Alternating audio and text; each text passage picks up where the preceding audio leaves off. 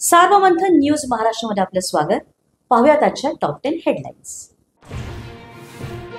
सांगलीत the white house बारमध्ये वादातून तरुणाचा निर्घुण खून, संशयित मित्र कोल्हापूरकडे फरार.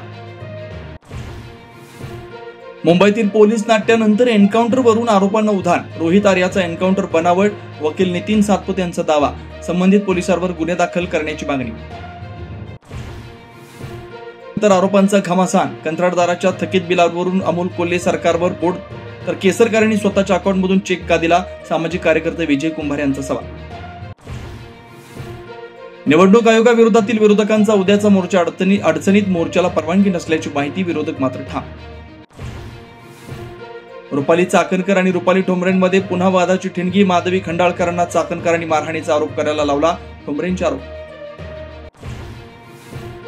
खासदार संजय राऊत 2 महिने सार्वजनिक आयुष्यापासून दूर राहणार, अचानक प्रकृतीत गंभीर स्वरूपाचा बिघाड झाल्याचं दिलं कारण.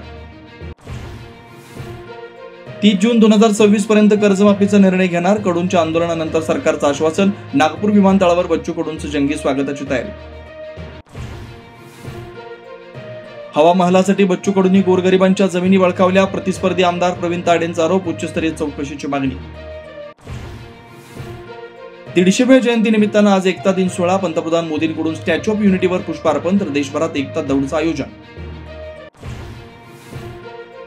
अमेरिकेतल्या न्यूयॉर्कमध्ये मुसळधार पावसामुळे बिकट परिस्थिती, वर्ल्ड ट्रेड सेंटर जवळील परिसरात साचलं पाणी, परिसरात भीतीचं वातावरण. सार्वमंथन न्यूज महाराष्ट्राला लाईक करा, शेअर करा, सबस्क्राईब करा.